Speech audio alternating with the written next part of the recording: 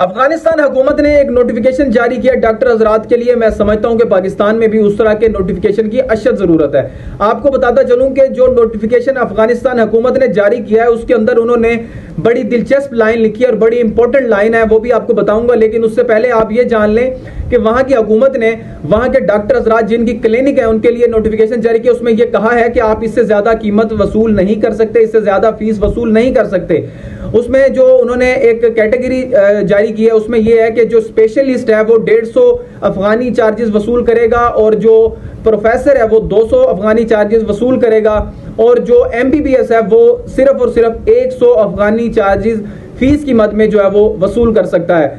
और यहां पर एक दिलचस्प लाइन और बड़ी इंपॉर्टेंट लाइन जो लिखी गई है उस नोटिफिकेशन के अंदर, उन्होंने कहा है कि अगर जो इस कवानीन की, इस नोटिफिकेशन की खिलाफ वर्जी करेगा जो डॉक्टर भी, उसका क्लिनिक सील कर दिया जाएगा और सील करने के बाद उसको कोई हक हासिल नहीं होगा कि वो अपने क्लिनिक को ओपन करवाने के लिए कोई अपील दायर कर सके। तो हम समझते हैं कि पाकिस्तान में भी इस तरह के नोटिफिकेशन की अशद जरूरत है। अगर आप भी ये समझते हैं तो इस वीडियो को शेयर कर दीजिए ताकि आला हुकाम तक ये वीडियो पहुंच सके।